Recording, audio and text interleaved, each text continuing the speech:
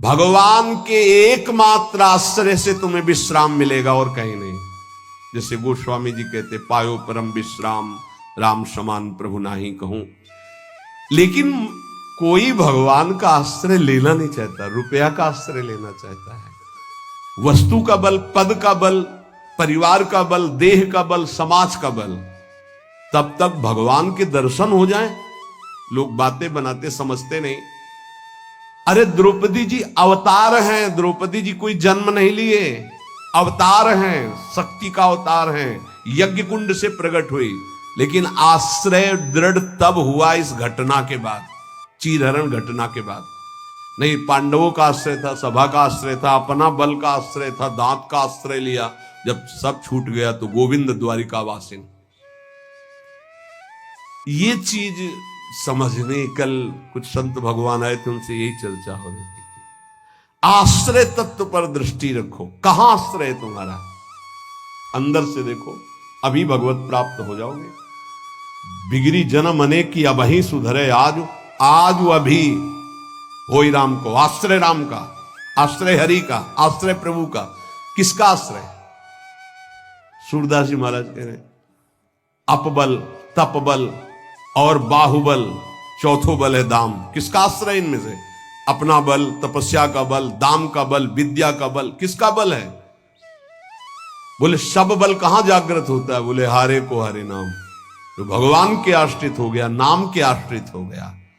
ये जितने आश्रय ये टिकाऊ नहीं है, प्रत्युत ये तुम्हें भ्रमित करके तुम्हारे समय को नष्ट करने वाले हैं।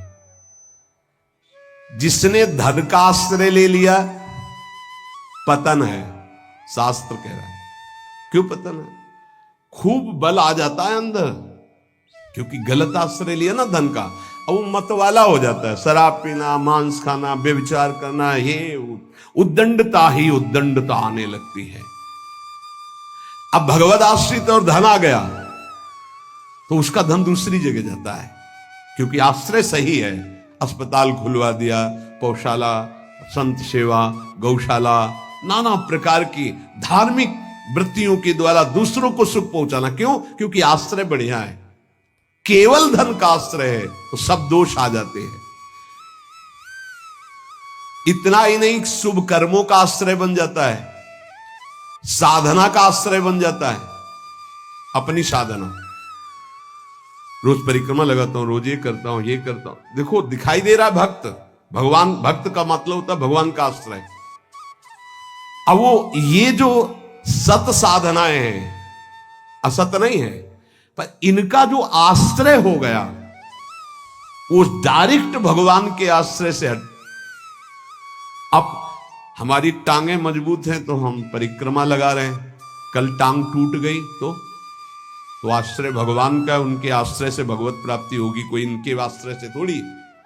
लेकिन अगर वो आश्रय लिया है तो फिर लगेगा हमसे कोई साधना ही नहीं हो रही, आप असंतुष्ट हो जाएंगे। एकमात्र भगवान का आश्रय।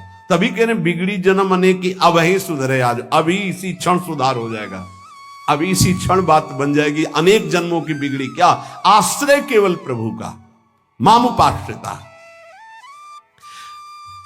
भगवत प्राप्ति की साधना का भी आश्रय नहीं। ध्यान दो, ये बड़ा सूक्ष्म। आश्रय केवल प्रियालाल का। साधना बन रही बढ़िया, कल साधना ना बने, ऐसे रोग हो जाए, ऐसी शरीर की स्थिति हो जाए, ऐसी मना स्थिति हो जाए तो हमें भगवत प्राप्ति नहीं होगी क्या? होगी। बोले क्यों होगी? तुमसे कोई साधन तो बनता नहीं। बोले हमने साधन का आश्रय नहीं लिया, हमने तो प्रियाजू का आश्रय लिया। सर्वेशु साधन वरेशु चिरम निराशा। बात समझना, ये आंतरिक है, आध्यात्मिक। भरोसा केवल प्रभु का, आश्रय केवल प्रभु का, इसी से भगवत प्राप्ति होती है। पूर्व में जब प्रथम बोलना शुरू हुआ था मुरारी से, उनसे यही आश्रय तत्व पर केवल चर्चा होती थी। आश्रय को समझिए। अगर आश्रय साधन का, तो भोग साधन का होता है, साधन सुख का भोग होता है। इसीलिए यह गुण साधनते नहीं, बड़ा सूक्ष्म। अब जैसे अल्पज्ञ साधक है तो सोचता है कि फिर तो साधना ही नहीं करनी चाहिए। तो अभी तक आप कर रहे थे क्या? आपसे करवा रहे थे। जिनके आश्रित हो, ऐसे भाव में आओ। साधन हो रहा है, प्रभु को समर्पित हो रहा है, नहीं हो रहा है तो हम तो प्रभु को समर्पित ही हैं, हमारी भगवत प्राप्ति तो पक्की है। भाई ये समझ आनी बहुत कठिन हो जाती है। हम परिक्रमा लगाया है तो कह सकते हैं कि हम भगवत प्राप्ति कर सकते हैं, क्योंकि साधन का भरोसा है। अगर नहीं लगा पाए तो भी हमारे भरोसा में कमी हो जाएगी। आप आखिरी बात समझ लीजिए, यदि आपने अंदर से आश्रय हमारे प्रियालाल का ले लिया, कुछ नहीं बन रहा, तो भगवत प्राप्ति हो जाएगी। हमारी बात समझ लेना, ये हम बहुत समझी सोची हुई बात कर रहे हैं। आश्रय आपका कहां है? एक क्षण के आश्रय को प्रभु बहुत बड़ा मान लेते, ध्यान रखना। जब बाली जी का भगवान ने प्रहार करके वध किया तो आखिरी श्वासें बाली जी की भगवदाकार थी, पर भगवान से बड़ा छुपा के वचन बोले, हृदय प्रीति मुख वचन कठोरा। और भगवान की तरफ देखकर कहा, मैं बैरी सुग्रीव प्यारा, कारण कवन नाथ मुहि मारा। हम दोनों भाई हैं, हमें अपने भाई की हर चेष्टा को पता है, जैसा मैं वैसा मेरा भाई। बहुत बड़ा भजनानंदी नहीं, हम जानते हैं, बचपन से साथी है, और मैंने कभी आपका विरोध नहीं किया। आपने मारा क्यों मुझे? जो सूक्ष्म बात, भगवान तुम ये जानते थे कि सुग्रीव मेरे आश्रित हो गया है? अरे अभिमानी, मेरे आश्रित का वैरी मेरा वैरी होता है।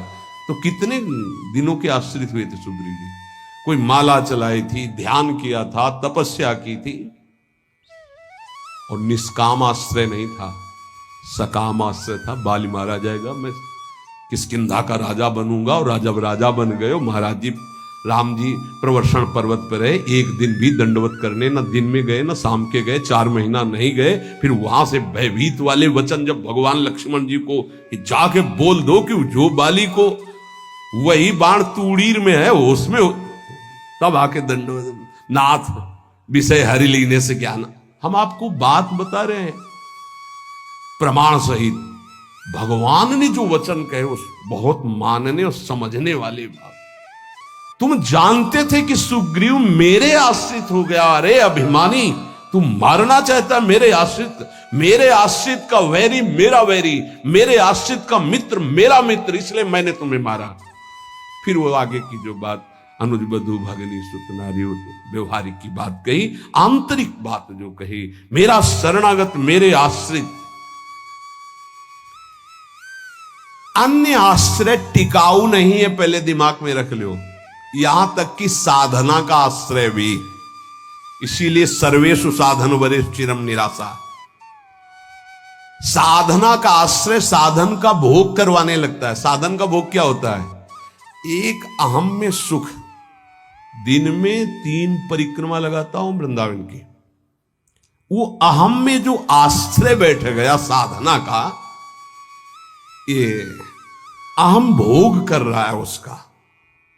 3 लग गई तो कोई बात नहीं, 3 दिन नहीं लगी तो कोई बात नहीं। उन्हीं के तो आश्रित। मान लो कोई ऐसी शरीर की अव्यवस्था, प्रमाद नहीं होती, प्रमाद नहीं होता भक्तों में। आश्रय हमारा प्रभु का, जैसी उनकी रुचि हो वैसा चलावे।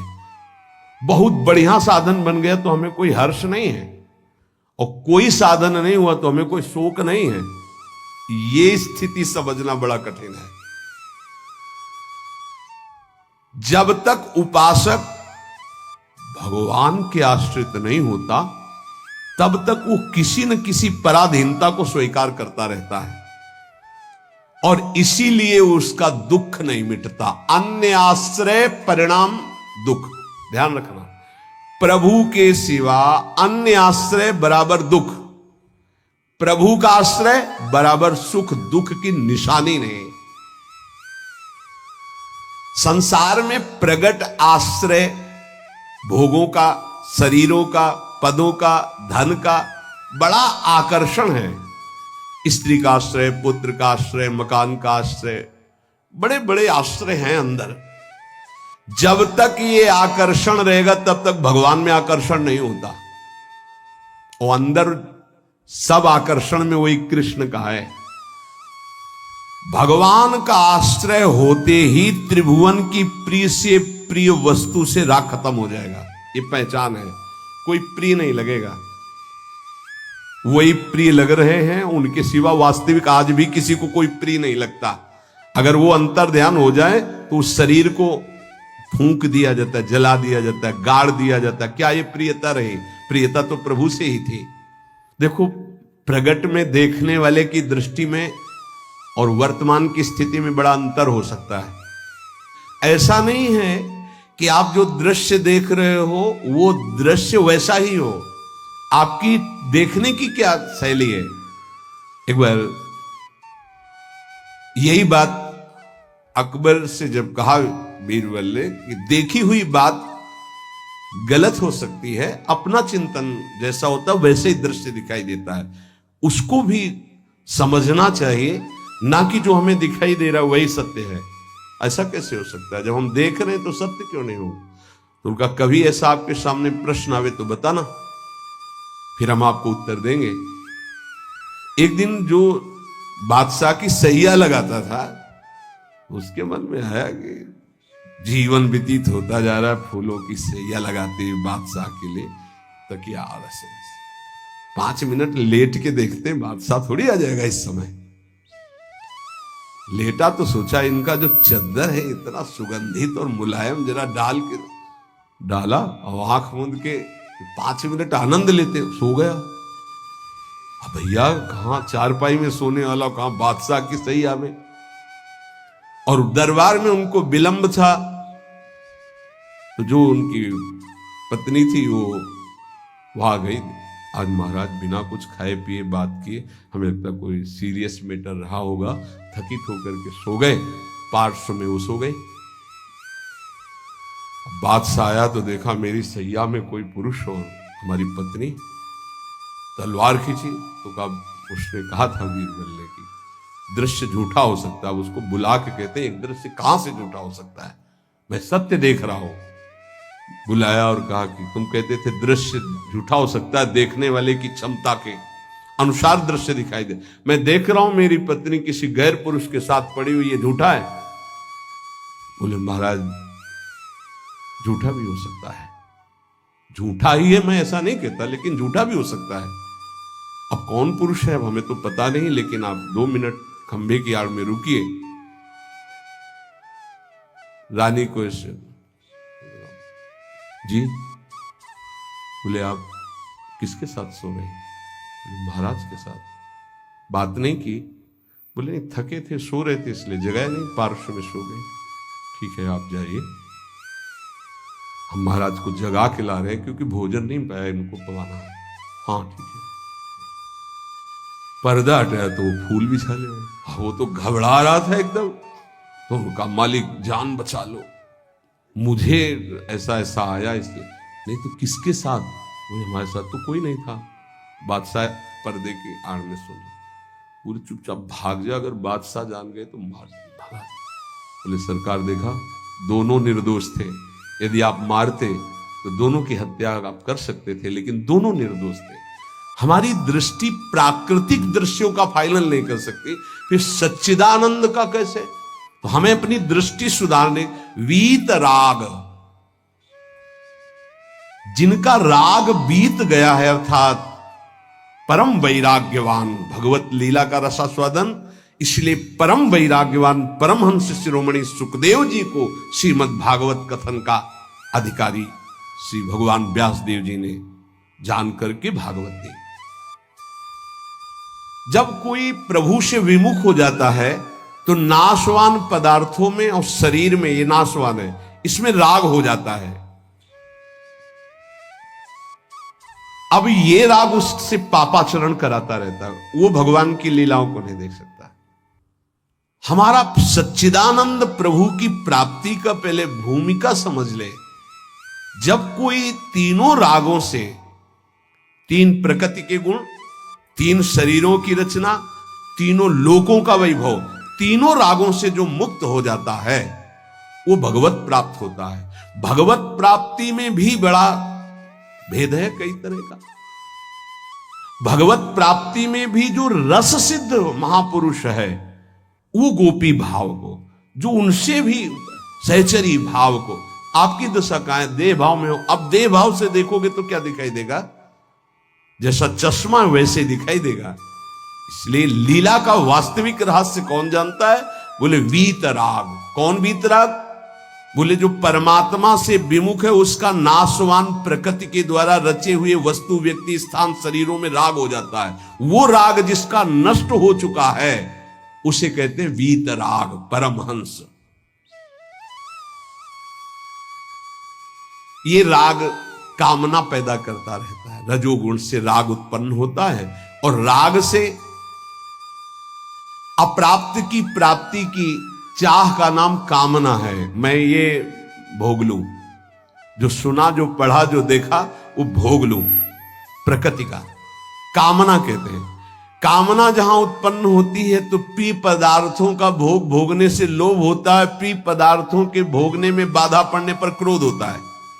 भगवान कह रहे हैं कि वीतराग भय क्रोधो मनमया मामुपाश्रिता। जिसका राग नष्ट हो चुका है और जिसका क्रोध नष्ट हो चुका है, क्रोधी नहीं और भय नहीं है। भय, जब तक आप पापाचरण करेंगे तो बिना किसी भय के भी आपको भय लगता रहेगा। ध्यान रखना, हृदयों में देख लेना। अगर भय लग रहा है आपको, अव्यक्त भय, कहीं ऐसा न हो जाए, कहीं ऐसा, आपका मन मलिन है और आपने पापाचरण किए हैं, वो आपको भयभीत करते रहेंगे। जो भगवत शरणागत निर्मल हृदय वाला होता है उसके अंदर निर्भयता आती है। निर्भय, निश्चिंत, निशोक। भगवान कह रहे हैं जो राग रहित है और भय रहित है। भय एक ही जगह आता है। अज्ञान जनित नाशवान शरीरों में राग, भोगों में राग, जिससे पापाचरण, तो ये शरीर न नष्ट हो जाए इस बात का भय बना रहता है। कहीं भोग सामग्री न छूट जाए इस बात का भय बना रहता है। और एक मन में अव्यक्त भय बना रहता है, वो पापाचरण का फल, वो एक कल्पनात्मक भय बना रहता है, भयावह, जिसे आजकल भाषा में डिप्रेशन कहते हैं। वो बेमतलब की बातें सोच सोच कर डरता रहेगा। लेकिन भजन, भगवद आश्रय, ये निर्भय करता है, भय नहीं रहता। जब हमारी कामनाओं की आपूर्ति होती है तो क्रोध आता है। लेकिन भक्त की अगर कहीं वो कामना वाला भी अभी है, आपूर्ति होती तो कृपा मनाता, बड़ी कृपा हुई, भले नहीं दिया, नहीं मेरा मन फंसा देता। पूर्ति हो गई तो बहुत दुलार है, बड़ी प्रभु की दुलार वृत्ति है। वो प्रभु की तरफ ही देखता है, पूर्ति में भी अपूर्ति में। इसलिए ना वो तो लोभ से बंध पाता है ना क्रोध से। वो तो महान पुरुष होते हैं जिनमें कोई कामना नहीं होती, लेकिन प्रायः कामना से ही भक्ति प्रारंभ होती है। जो हमारा अनिष्ट होने की आशंका बनी रहती है, ये अविद्या, अज्ञान, नाशवान पदार्थ, नाशवान शरीर की प्रियता के कारण। तो भय, क्रोध, लोभ, ममता, ये सबका मूल जो है कामना है, काम है। इसी से दोषों की उत्पत्ति होती है। जब तक ये काम है तब तक भगवान की लीलाओं को तुम कैसे जान सकते हो? कैसे जान सकते हो? जब तक तुम्हारे शरीर से काम क्रीड़ा होती है, तुम्हारे अंदर मन में कामनाएं प्रकट होती हैं, तब तक तुम भगवान के चरित्रों का रहस्य नहीं जान सकते। क्योंकि भगवान कह रहे मेरे जो चरित्रों को, मेरे कर्म को, जन्म को दिव्य जान जाता है, उसका पुनर्जन्म नहीं होता, तो कौन जान जाता है? तो बोले वीतराग भय क्रोधाहा। जिनका राग नष्ट हो चुका है, जो निर्भय हो चुके हैं, जिनके हृदय में क्रोध नहीं है, और भगवान कह रहे मनमया मामुपाश्रिता। मनमयाहा, जो मुझ में तल्लीन है, रात दिन नाम जप कर रहे, भगवत ध्यान में, मामुपाश्रिता, मेरे ही आश्रित है, मेरा ही चिंतन, मेरा ही आश्रय, अंदर से किसी से कोई राग नहीं है, किसी भी भोग की भोगने की इच्छा नहीं है, उस इच्छा की जब वृत्ति नहीं तो क्रोध और लोभ की संभावना ही नहीं, और जब इच्छा ही नहीं तो पापाचरण नहीं, तो भय नहीं होगी। भय केवल पापाचरण से होता है। निर्विकार हृदय कूटस्थ स्वामी थे, हिमालय में भ्रमण कर रहे थे। एक शेर की गर्जना हुई, घुर्राता हुआ सामने आया तो छड़ी ली हुई थी पूज्य पादुड़िया बाबा का। ऐसे छड़ी लगा खड़े हो गए, बोले यार सुन, तेरा आहार अगर ये निश्चित हो चुका है तो तू गुर्रा मत इसे खा ले, अगर आहार नहीं निश्चित हुआ है तो तू जा। वो चला गया। कितने निर्भय कि सिंह के सामने भी एकदम ऐसे। क्यों? क्योंकि वीतराग है, शरीर से राग नष्ट हो चुका है। श्री भगवान कह रहे कि माम उपाश्रिता। देखो बहुत सुंदर बात कह रहे, ध्यान देना। अपने लोगों का स्वभाव है बिना आश्रय के जी नहीं सकते। किसी न किसी का आश्रय, शरीर का आश्रय, रुपए का आश्रय, विपरीत शरीर का आश्रय, पद का आश्रय, विविध भोगों का आश्रय, नशा आदि का आश्रय। बिना आश्रय की जी नहीं सकता है, आप ये समझ लो। ऐसी मान्यता हो चुकी है। और आश्रय अगर ये सब छोड़ दे तो अमर हो जाए। उसको लगता है मैं मर जाऊंगा बिना इसके, वो अमर हो जाए। यही माया का भ्रम है। किसी न किसी का आश्रय लिए रहता है, कभी भी वो आश्रय टिकाऊ नहीं है।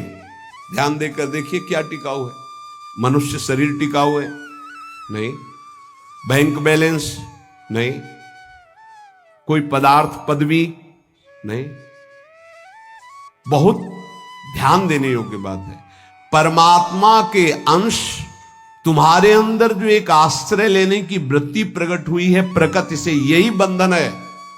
और इस बंधन को तुम तभी छुड़ा सकते हो जब प्रकृति को जिसने रचा उसका आश्रय ले लो, परमात्मा का, प्रभु का। भगवान का अंश जब तक प्रकृति के कुछ भी आश्रय रखेगा तब तक वो भय, क्रोध, लोभ, राग इनसे पिटता रहेगा।